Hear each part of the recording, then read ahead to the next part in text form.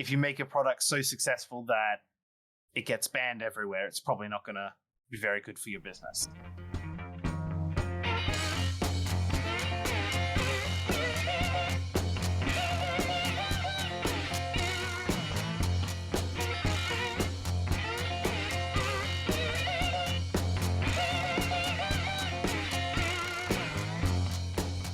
Last week, Turkish Olympian and self-described natural shooter, Yusuf Dikek, I hope that's pronounced correctly, he and his teammate Seval İlayda Tarhan won silver in the team's 10-meter air pistol Olympic event, one of the 2 medals that Turkey has so far.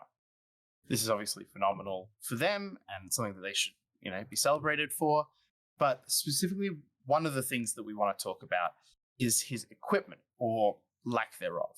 Yusuf did not have any specialized gear, such as specialized glasses and blinders and ear protectors. I found a link to those online. It seems like those sorts of equipment cost in the hundreds of pounds sort of range.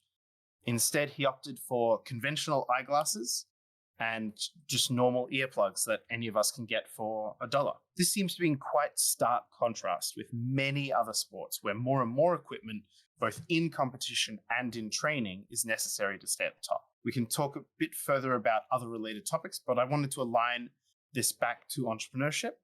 There are many companies that are innovating in the space of sports science and sports technology, such as Volt Athletics, a personalized training app, Boost Surfing, who are developing innovative surf fins, and Fitness Genes, which does genetic testing focused around fitness. Just before we jump into any further dig deeps, I thought it would be good to get you guys and anyone who wants to talk your perspective on companies like this. How are they changing competition?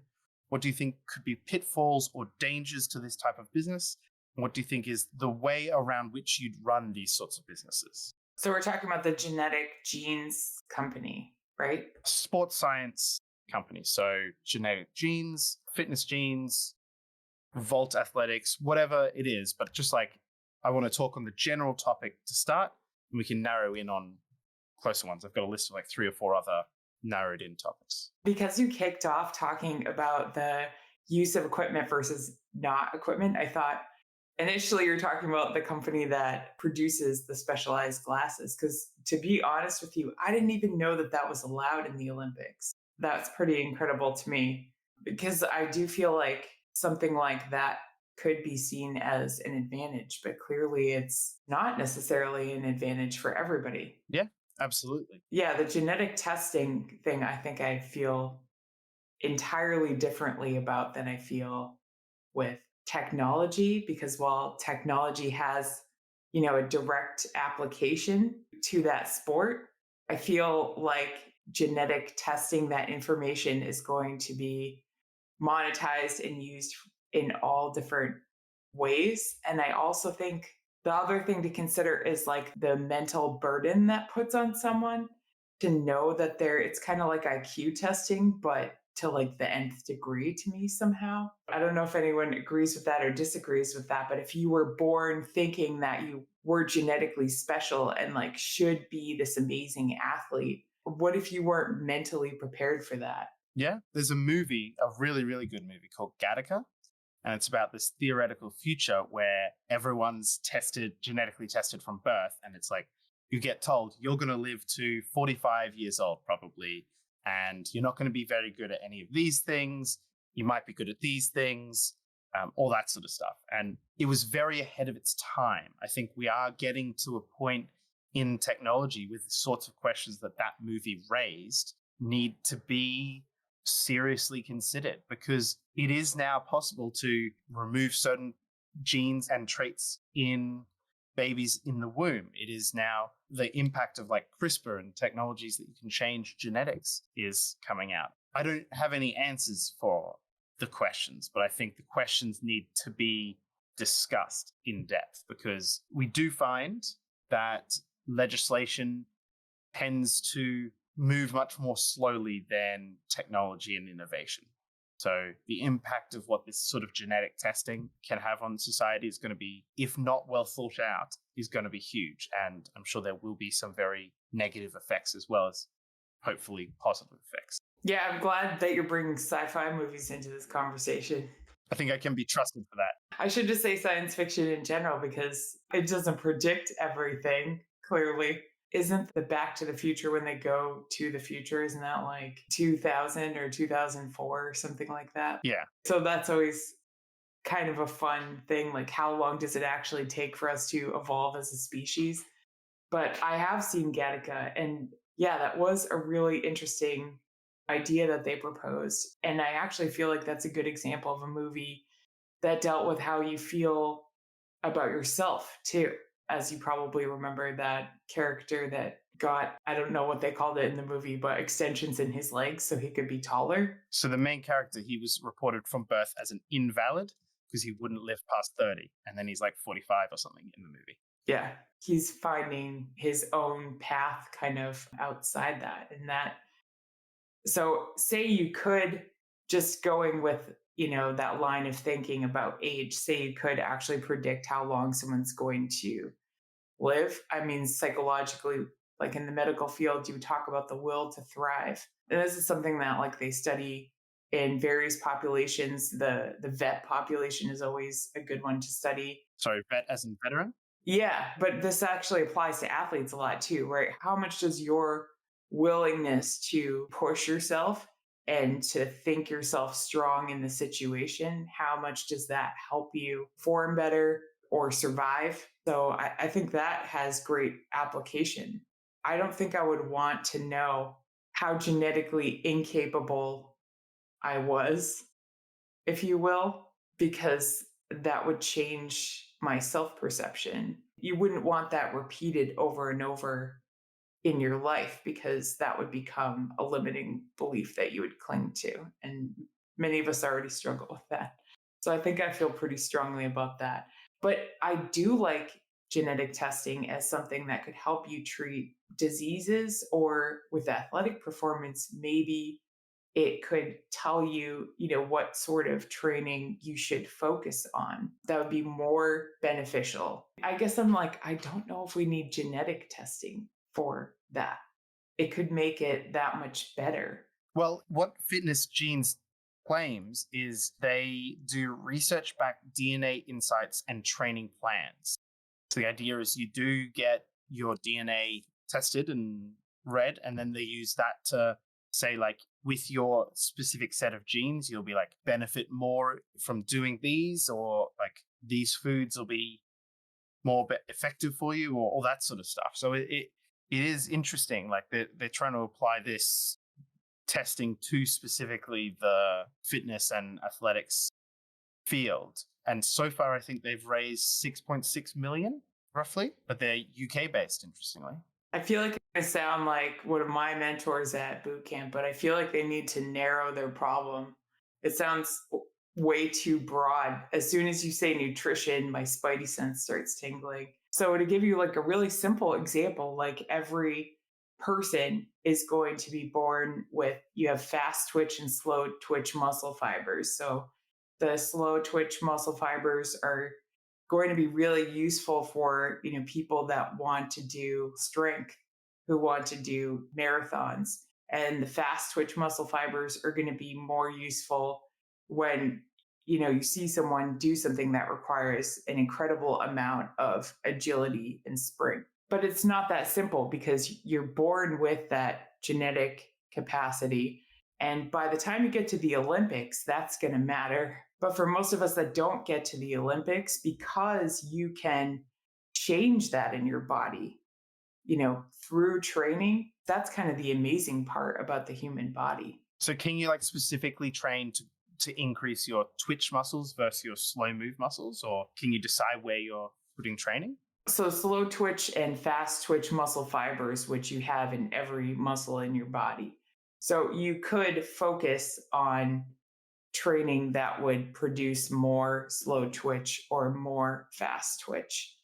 For most humans, you want some combination because you need to be able to move really quickly to catch the mug that's falling, but you also want to be able to do a 5-mile hike. Athletes, are going to focus a little more specifically on, agility for their sport. So if they start out genetically having a predisposition for producing more fast twitch muscle fibers, that would be incredibly helpful for them. But I guess I'm like, you go through so many tests, like, do you really need to like get genetically tested to find out? Because you're going to see that anytime they do, an agility course. Okay, that's interesting.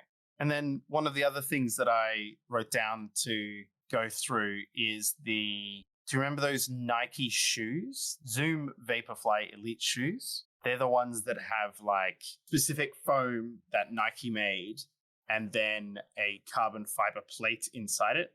And so in studies, Nike supported, they're indicating a 4.2% advantage to wearing these particular shoes. This became a big controversy for racing. So they're for running? Yes. Yeah, because if you were saying like the Nike Air Pump were supposed to help you jump higher for basketball, right? Does anybody else remember that? Did that work? There actually were other basketball shoes that had a mechanism in the heel that actually had a scientifically measured increase in jumping ability. And those actually were banned in the NBA and I believe FIBA as well. So they're not allowed anywhere. Wow. That's awesome. Do you remember what they were called? I'd have to look it up. It's probably about a decade ago at this point. I don't recall the name of them offhand. I'll see if I can find it real quick. Yeah, that's interesting. I mean, I think this is tech, even though we're not talking about, something like electronic, but this is technology, like assisting sports. So yeah, where is the line? And does this work for every person?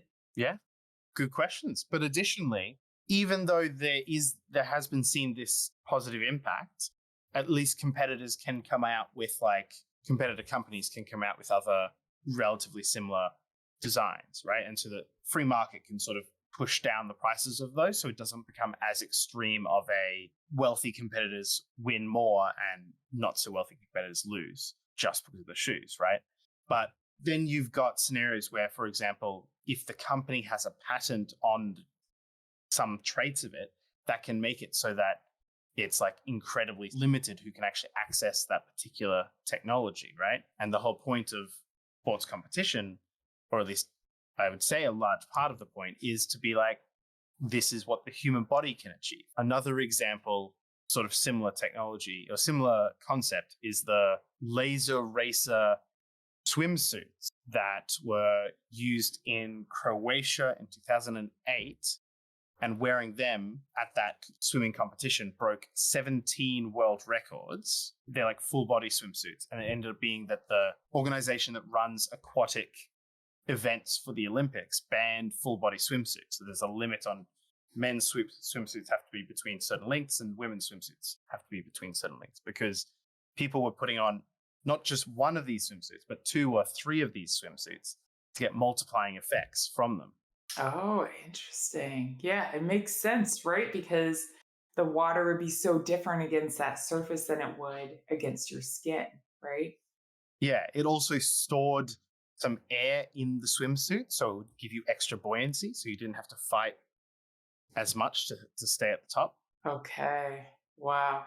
Right. With a muscular body, that makes so much sense. Yeah. Because as when you're diving, you have the BC and you're putting just a little bit of air in it to find that perfect neutral buoyancy. Yeah, absolutely. Yeah, that's so interesting. So in this link you shared about the Nike running shoes, they were calling it mechanical doping, which I think is really fascinating. They're saying, well, if it doesn't hurt the athlete, we don't allow drug doping because that can hurt the athlete as well. This doesn't hurt the athlete. So that's an interesting layer of that argument that I hadn't really considered. That's a good point, though. Where is that line where you decide that the technology is giving a really unfair advantage? Because going back to the example that you introduced this topic with the shooters, you can clearly see that some don't need that technology to have that advantage, where it's really helpful to others who know how to use it, or who find it helpful, I should say. Yeah, absolutely. And I wonder if there's some aspect of, if you've trained with this technology, then it's advantageous. But if you haven't, then it isn't. So Yusuf, he was in the military, and so he considers himself a natural shooter. He isn't used to using like a blinder over one eye and the magnifying glass on the other eye and all the big ear protectors and everything. But for him, it feels like the normal way to do things is just the little earplugs and obviously his doctor given prescription for glasses, like from an optician. And so it's interesting that I put forward that it might be that if you train with a certain system, it becomes, you need that system to compete at these incredibly high levels. But maybe if you aren't used to it, it's a very different scenario for you. Yeah, I mean, that absolutely makes sense. Hello, all. I hope you are enjoying this episode. I want to ask you, our listeners, if you could give us a review in your podcasting platform of choice. We don't have sponsors and we don't run ads, but we are looking to grow. So if you feel we bring value to your listening experience, please drop us a review when you get a chance. Thanks so much. Now on with the show. I'm sure, some people that are introduced to technology in their sport later on in life, though, I don't consider myself technologically savvy, but maybe if you're like, oh, I always wish this existed, maybe that would make sense for you. Yeah, so where is that line, I guess, where you decide that it's too much of an advantage for everyone that uses it and they're just above and beyond? And Brian, was it the APL style shoe? Is that the one you're talking about? Yeah, I actually sent you the link specifically to it, but that is the one. I knew it wasn't Nike or any of the major brands, but yeah, that was the one. I sent you in the Discord chat. Oh, okay. I was actually just curious to see, what they cited as like, what was the final straw that made them decide to ban them? I'd have to do more research. It's taking away the natural athletic ability and actually having a mechanism that physically, it's like having a trampoline in your shoes. Wow. I wonder how that impacts your company. Like if you start this company with this really innovative technology, you think you're going to change the sport, you're going to, have a lot of success because it's not just like you think it works, but you can prove that it has a positive impact and then it gets banned in competitive play. I feel like that's a very difficult situation to be in, right? Like if you're starting that type of company, you can just get banned out of basically existence. Talking about the swimsuits too. And that's why it's important to do a lot of market research beforehand. Yeah. Yeah, absolutely. Looks like they rebranded and re-released the shoes for like a local and recreational basketball scenario. But I imagine you have to put the price point significantly lower for that. I would assume so. And I know they never really significantly took off because, basketball shoes in general are often the ones that people buy are not tied to a feature, but they're tied to a person. Whether it be Jordan or Kobe or Kyrie, people buy them typically because of, I want to be like Mike, not because I want to be a trampoline. Very good point. What if what was that movie we watched with Adam Sandler, the basketball movie? What if you're the main character in that movie and you're just going around to different basketball courts beating people for money? Does that become their main customer? You're going to have to prove that those shoes, you're going to have to basically reskin those shoes in like Nike garb or something like that, because the second you step on a court with those, everyone's going to call you out on it. Yeah, that's a good point. Yeah, you're right. Yeah, so anyone who knows anything about the sport knows what you have. Right. And they're not interested. Yeah, so that really does kind of blacklist those companies. If you rock up just to a recreational game and people are like, oh, I know what that is, that would feel like you're being called out. That's so interesting. Now, the swimsuits, actually, Michael Phelps, I think it was, had like agreements with them when they first came out. And so there were a bunch of holographic images of him in the swimsuit throughout a lot of big cities. So I imagine that was why they very suddenly got quite famous and popular before being obviously less reduced in their effectiveness. What I was thinking was that material would have other application, and that there are other water sports that you might use that for. I mean, free diving, that might be amazing for, like anyone who wants to do something, work or recreation underneath the water. That might be a really neat material for them to have a suit made out of. Very good point. Maybe professional scuba divers or something like that might benefit from it. So there are other avenues that you can take these sorts of businesses where it's more applicable. I don't know what you do with the basketball shoes as much. No. But the running shoes had something in them that they had patented that they felt was anti-fatigue. Nurses wear really good shoes. People that are on their feet all day wear really good shoes that are supposed to be anti-fatigue. So that also has other application. Yeah. So they just have to find the right application for, I would think it would be fun to have a trampoline in your shoes at least sometimes, but might be like walking around with a pogo stick. Yeah, maybe. Could be interesting. Do you remember those shoes that had like one wheel in the heel? The Heelys. Yeah, there you go. They were like, they came out like, when I was an adult. So I have not owned a pair, but I think it's kind of a fun concept that you can just like put your toes up and kind of skate along. I don't think it was like a perfect design, but it's a fun concept.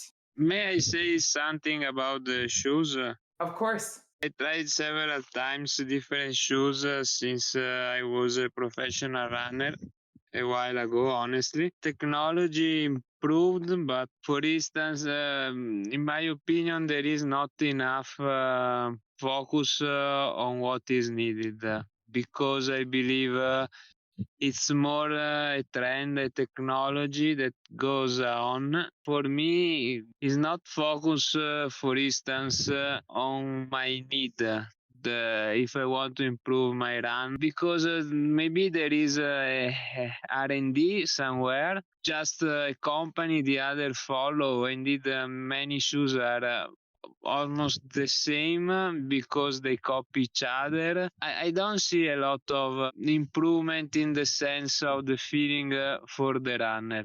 At least this is my opinion. Hopefully will happen something better in the future. Well, can I ask what aspect of running are you wanting to improve? These shoes have different applications, right? So the running shoes actually looked like a little more suited for like maybe a sprinter than a long distance runner. So that matters too, right? So what aspect of running do you want to see shoes be improved for? The feeling with the ground, definitely. Interesting. Thank you. That's subjective probably too. I know I'm nitpicking a little bit here, but I'll have to look them up. Those shoes that came out that like the barefoot shoes where you have each toe like encased in your shoe? Those, help your foot like get the real feeling of the ground, but then they offer like, little to no support on purpose. If you don't want to feel the impact of your strike, then that wouldn't be for you. But if you do want to improve like your connection with the feeling of running, then that would be for you. And then on the other side, we have those Hoka shoes. I'm kind of slamming them. I've decided I don't think that they're really helpful for people because they kind of have so much cushion that you really kind of stop reading how you're striking the ground. And I don't feel like people realize how they're walking. And so other parts of their body start not feeling well. But there's just such a scope. So it really depends on feeling is very subjective as well. I like the idea though that something could make your speed feel more effortless. But that to me, as someone with really large feet, I think depends on the size of your body, how you strike, what your stride length is, like what your ability to really push off the ground is. So there's like all these other aspects of running you would have to improve too. And it's probably the same with the shooting glasses. They can help you do certain things, right? But then you have to like really be able to like be in your body and put it in the right position. They're not going to do it for you. Yeah, true. It's interesting how shoes seem to be diverging when it comes to things like running in these sort of two opposite directions, where you mentioned like the barefoot shoes and then the incredibly well cushioned shoes, and they seem to go in like contrary directions. So I think that's super interesting. Now, the last sort of related topic I wanted to get to today is the enhanced games.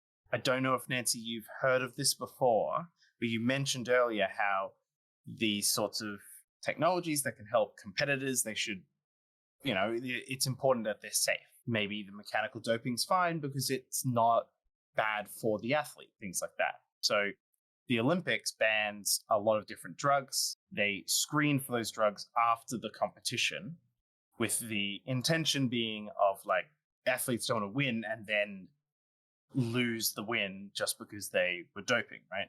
The enhanced games is a set of games that are happening next year and are done by a private company. And the sort of key point of it is you can take drugs as long as they're safe, right? And so they do, instead of any sort of drug screening, they do health tracking and health testing before each event for each athlete, with the idea being that if you're remaining healthy, you can compete. Right? Now, I'm not saying, I can see your face, I'm not saying this is the right or the wrong thing. I think it's an interesting approach. And I think it's something that we'll see if there is long-term interest in it, I'm sorry. Yeah, I'm really bad at having a poker face. I think I think it's really fascinating. Yeah, my immediate thought was, well, what about the long-term effects on your body? Because sometimes you can be fine and then you won't be fine.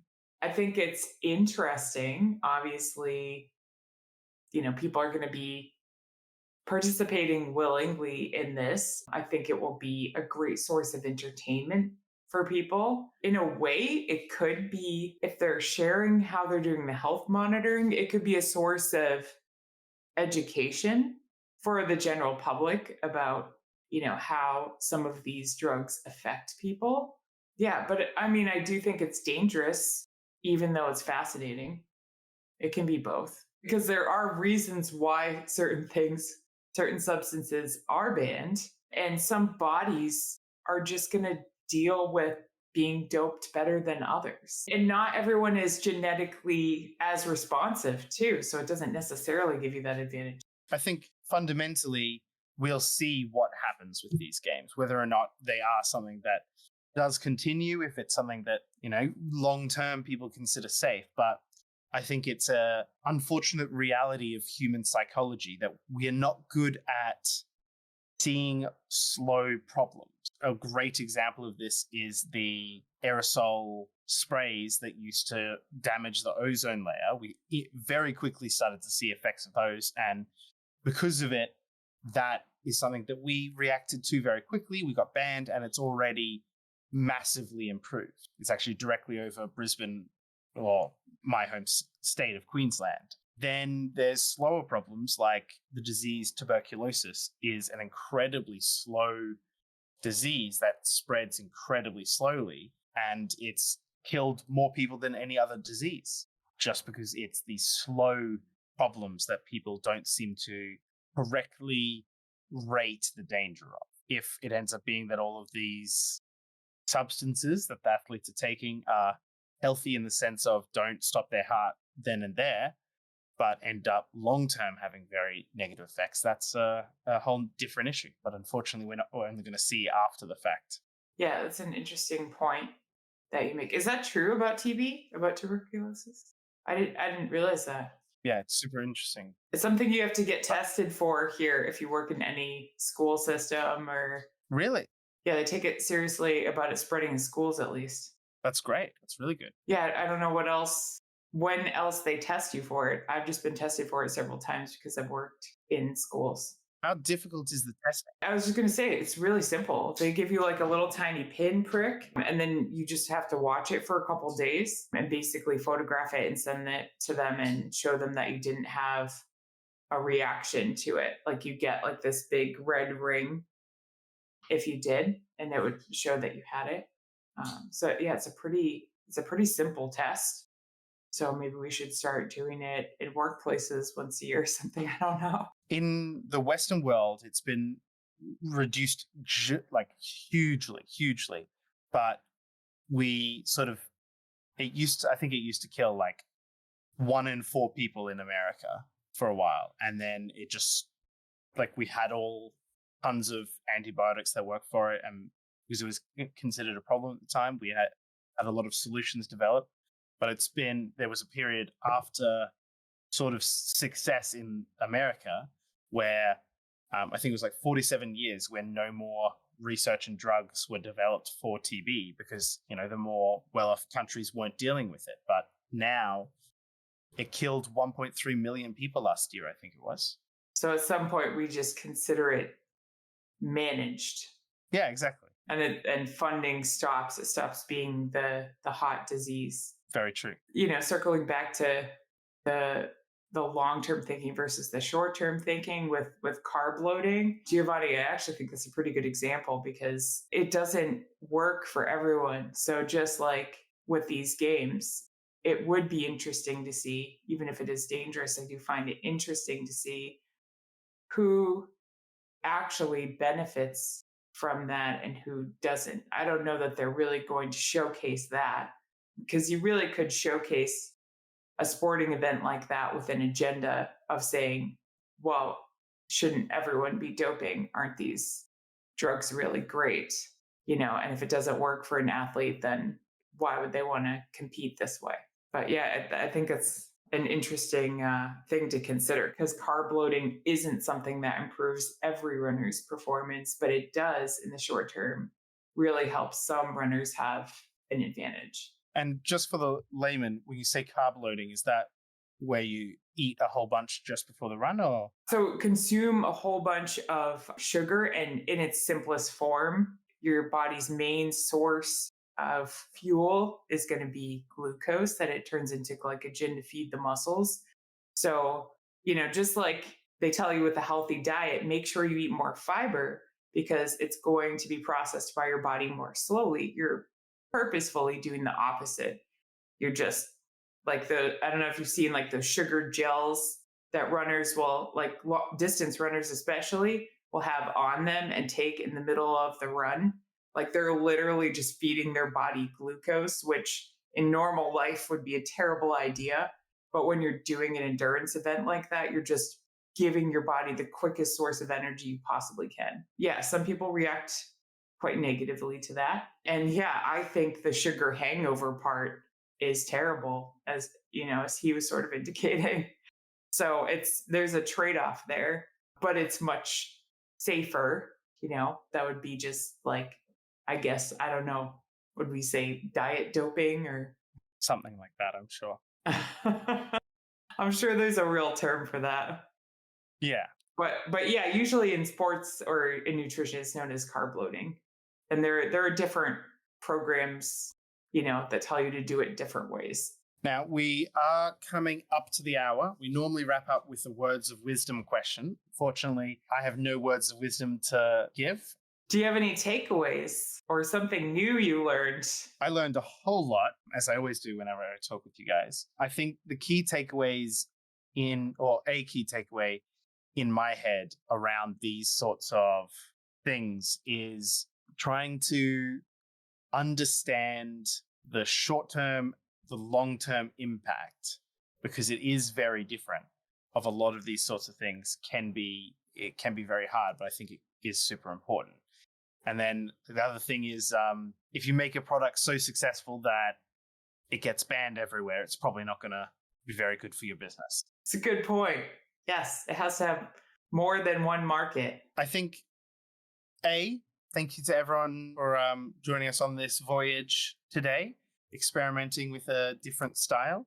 We'll try and get this released relatively quickly and see if this is interesting, but we may in the future try a couple of other sort of specific topic discussions just based on our research.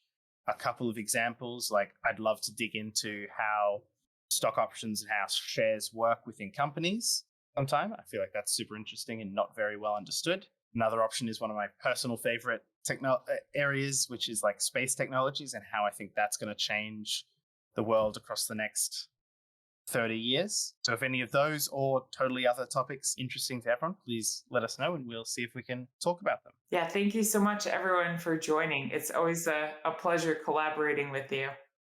We hope you have a great day and evening ahead. Thanks, guys.